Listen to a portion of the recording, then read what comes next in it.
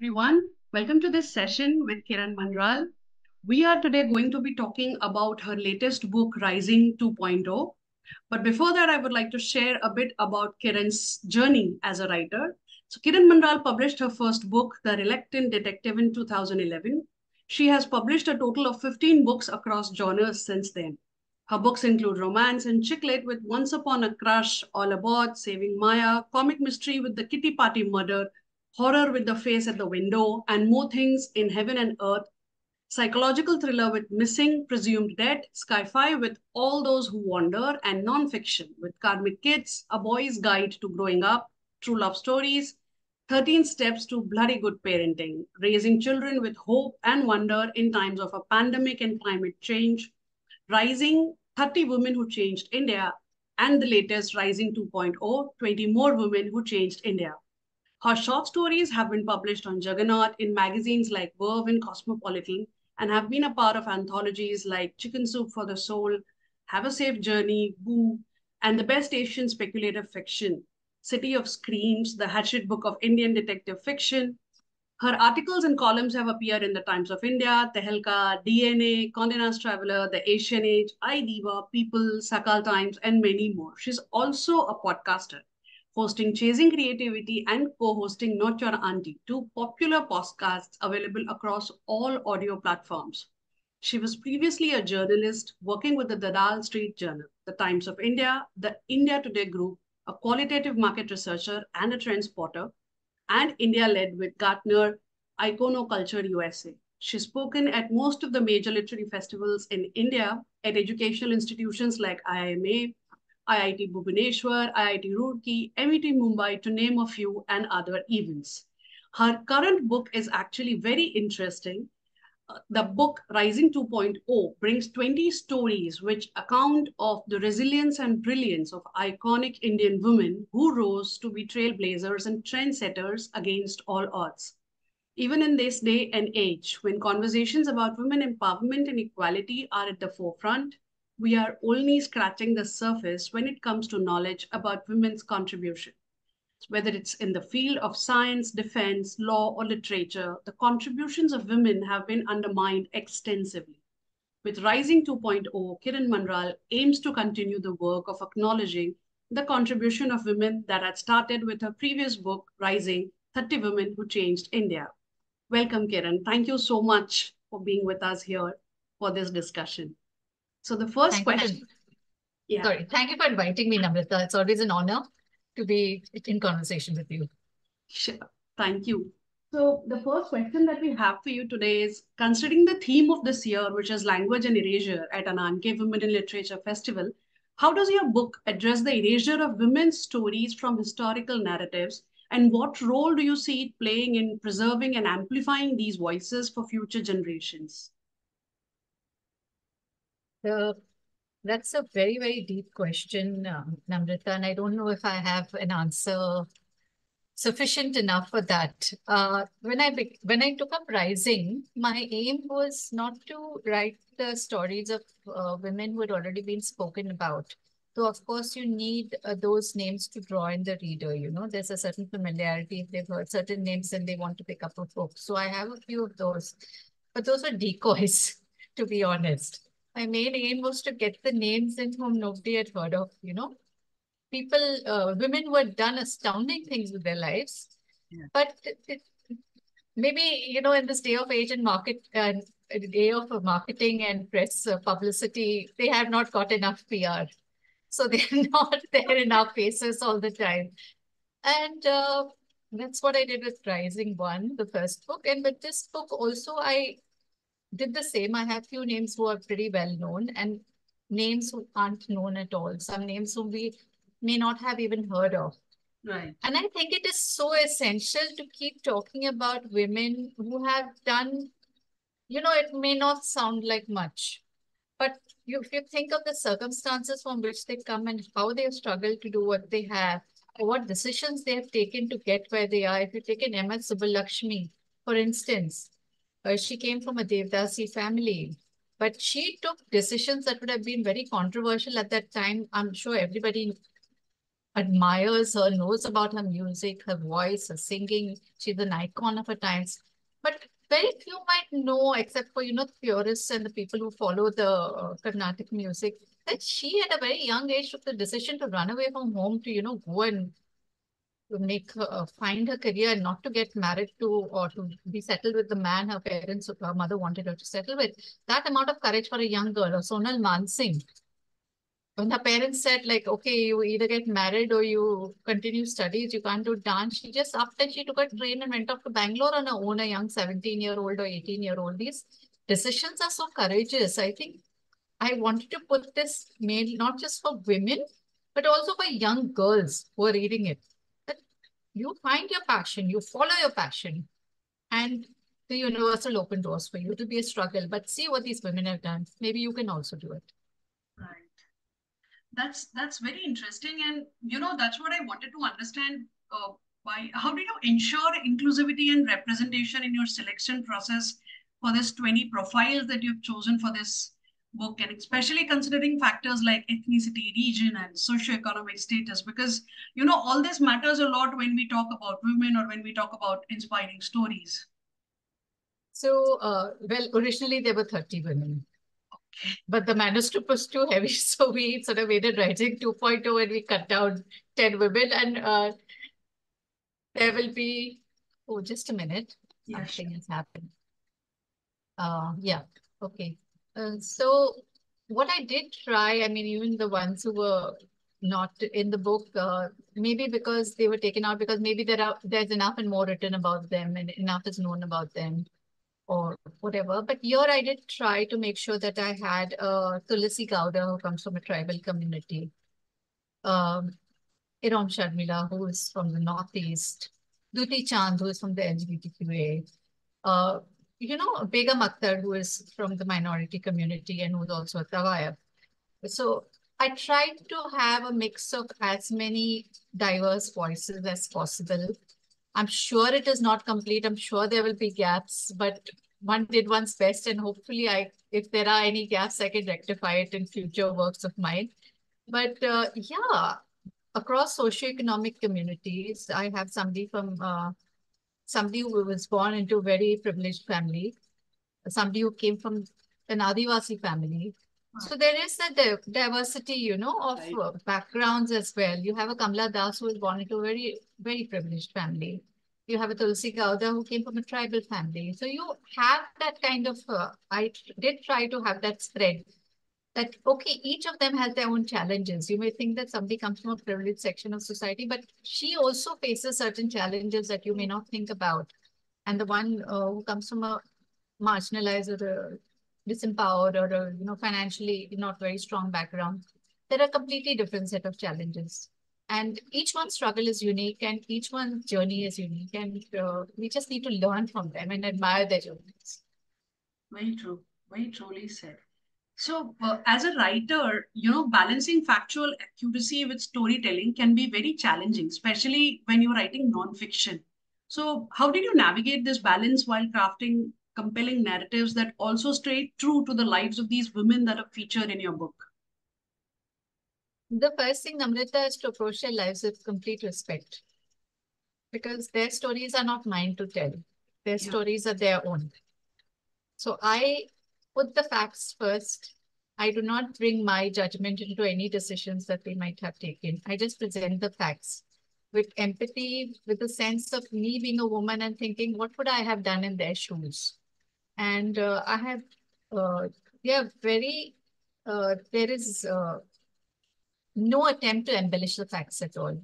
There is no, as you know, you've read my other writing. I'm a very vivid and descriptive writer. I mean, I love to go into atmospherics. I love to go into mood but Rising has none of that. Rising is just spread, hut, hut, hut, hut. This is facts. This is what happens. And I have a very small canvas. I have 2,000, 3,000 words per person.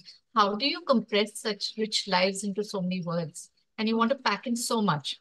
So the storytelling is very factual, very matter of fact, very empathetic, very respectful, and there is absolutely no judgment, and there is absolutely no. I have tried to give my voice out of it Okay. as an author. So I don't include into the storytelling at all. It's for the reader to just know their story. Right. So, as you just highlighted, and as I have also observed from this book, is that each woman featured in the book has a very unique story of resilience and achievement. So, how did you approach narrating the stories, and what aspects of their life did you aim to highlight? Like, how did you choose which one to keep, which one to not talk about, which aspect? Was there a uniform thread that you decided? I think for the sports people, for somebody like Mithali Daj or the politicians, it was always the milestones in their lives. Mhm. This happened first, they trained here, then this happened, then this happened, and this is what they won, and these are the records they set. And so that was how it went about. And for the others, it was more of the challenges that they came up against and how they surmounted those challenges and went on to do more with their lives. Like for somebody like Sindhu Tai Sakkal, Mhm. it is that being thrown out of your house when you're 9 months pregnant and about to deliver and delivering in a stable, cutting the placenta, the umbilical cord with a stone and having nowhere to go with a newborn and staying in a graveyard so that that men don't prey upon you. And then becoming a mother of hundreds of orphans. I mean, look at that story. Mhm. Any other woman in her place would have probably killed herself. And she herself says, I thought about dying so many times, but something kept me alive. And she kept taking, nurturing. Whenever she came across some orphan somewhere, some abandoned child, she would take that child in her care when she had nothing for herself. So that grit, that resilience, that determination to go on in each of these stories is something that really, or you take uh, somebody like, whom should I, Begum Akhtar, for instance. She came from, her parents weren't together. She had a childhood that was a little traumatic. She had a life that was controversial, but yet she surmounted it all because of her talent and she just continued. So that glory of the talent, but the determination to put that talent out. A lot of people are talented, but they don't put it out. Yeah. But to challenge yourself and to go against whatever is constricting you and confining you and to take that out into the world, I think that's what I try to highlight and try to bring out in most of these stories. Yeah, I think it's very inspiring when you look at that stories. There is always such amounts of resilience that can be drawn from each of their stories. So, as the author of both this part one and part two of Rising, what learnings did you gain from research and writing about this remarkable women, and how did it influence your own perspective? Uh, it is very humbling to read the stories. It is so humbling. You feel, what have I done with my life? Look at what these women have done.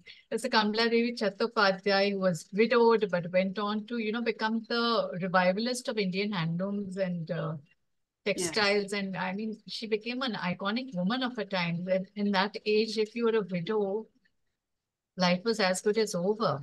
Yeah. True. So I mean, look at that. Then you look at Captain Lakshmi Sehgal.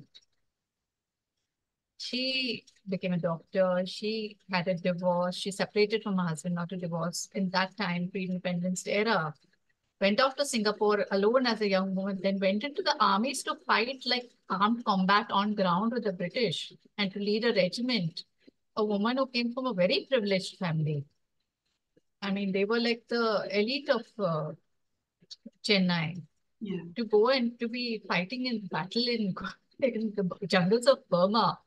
Uh, the kind of strength that these women have has been very humbling for me. And it has been a lesson that, you know, we don't realize what we're capable of.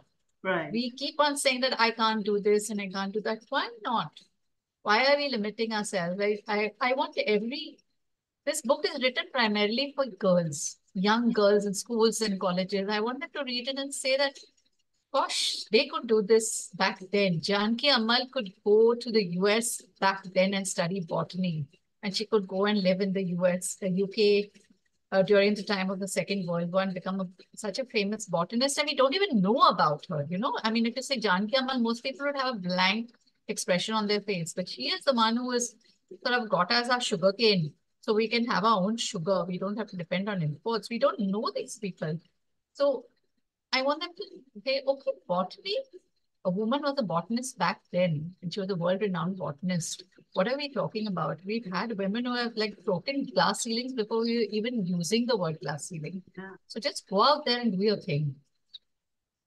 You know, your statement actually reminds me of what Priyanka Chopra had said when Kamala Harris became the VP for America. She was like, at India, we've been doing it like way back. We had Indira Gandhi at a time when nobody had even thought of women entering politics. So it's time for the world to actually match up to us instead of we matching up to the West now. Your sentence Absolutely. actually makes me believe that. Absolutely. Yeah, we've had women doing that. We've had Indira Gandhi. Actually, we've had women prime ministers back then. We had Srimo Bandaranaike. Yeah, We had Golda Meir. So we've had women prime ministers, and we've had Margaret Thatcher, of course. of So course. they've been there, but it's just like, you know, they've been very poorly erased. Like all these strong women have been erased. And why do we have to keep reinventing the wheel all the time and saying that, you know, these women were there? It's Yeah, not something new that's happening today. true. So, you know, a common theme across your nonfiction works that we talk about, say, Rising or the Part 2 Rising, is often touching upon social issues and women's empowerment. So, can you discuss the role of storytelling in raising awareness and advocating for change, particularly in the context of your nonfiction titles? Um, Storytelling is, I think, the easiest way to get a message across. If you're going to make it a very flat history lesson, then it might not appeal to everybody. But if you're telling somebody a story, somebody says, come, let me tell you a story, you're more eager to listen to it.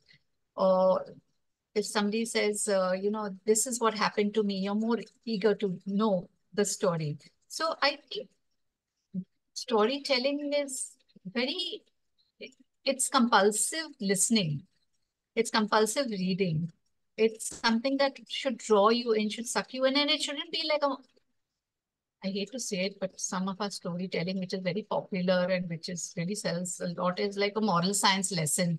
I'm not going to name the authors, they're very popular and they're multi-millionaires. But moral science lessons, I don't want to give moral science lessons. Everybody should be able to read something and be discerning enough to take away from their own. It shouldn't be spelled out, you know, that, okay, you have to, anyway, let me not get into that. But the story itself has to give you the sense of where, what direction you need to take in your life. It gives you a sense of purpose. It gives you some inspiration. It gives you um, an insight into what lives other than yours could be like. And I think that's so powerful when, you know, we are living in an age where there's so much storytelling in fiction.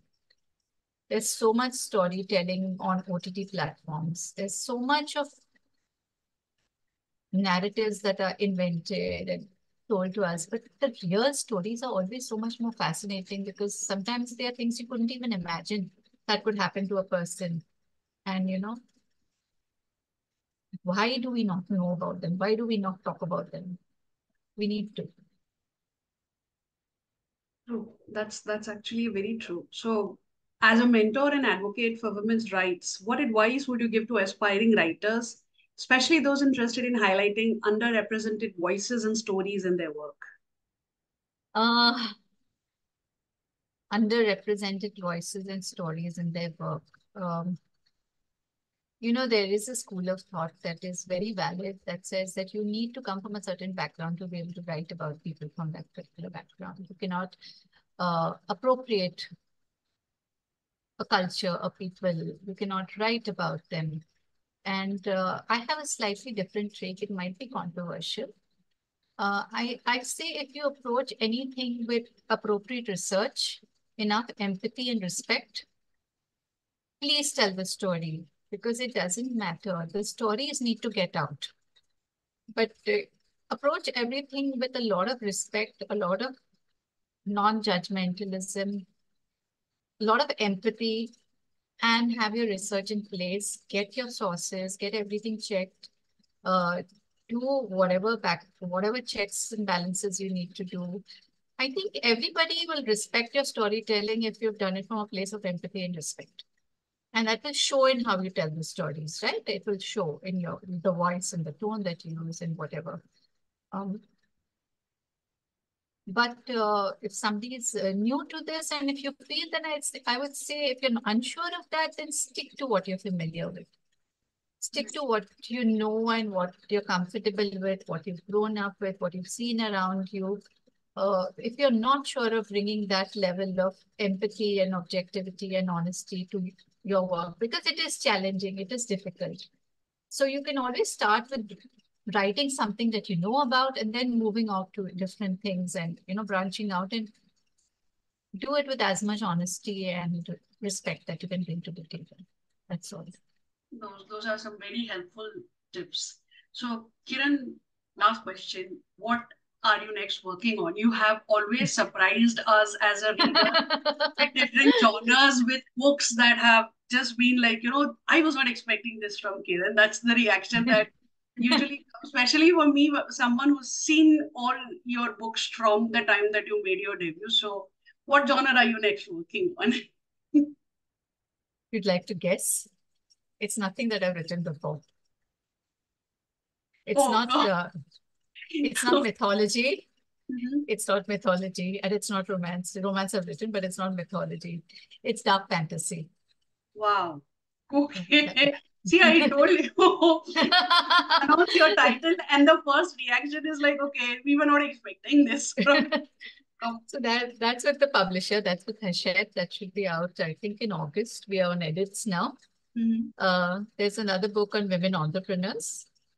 So that's another nonfiction that's been submitted now. You know how the process is. I suppose it'll take a year in the making before it comes How, how, out. how do you decide about the genres, and do you just follow the calling of your heart or your muse, as they put it in writer's language? Or is it I that bet something that you I really wish have like a list? I wish I knew. Namrata, I think it shows also in the way I write that I have a very low boredom threshold. So I can't do the same thing over and over again. I have great respect for authors who can stick to the same genre and keep writing the same in the same space over and over. But I see a lot of women authors doing this. Chitra Banerjee, Devakruni, Manrit Sodhi Someshwar. We are all experimenting across genres. Yeah. We're all writing. Chitra is writing, biopic fiction. Jindan, she's writing independent. She's done mythology. Manjeet has done historical fiction. She's done chick lit. She's done funny books. So everybody, she's done thriller. So women are going across the genre.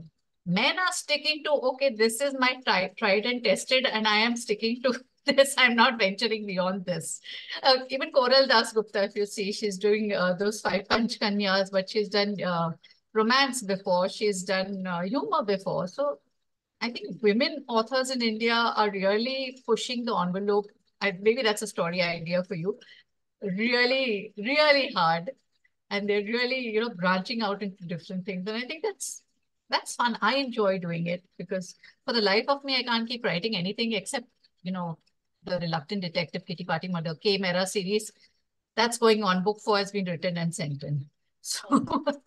so, so that is something I love because that I can keep writing on So because I can say as a reader, we also love surprises. We love that it's not getting repetitive. It's not the same character whose life we are seeing after like 10, 20, 30, 40 years. It's not getting that repetitive. So it's fun.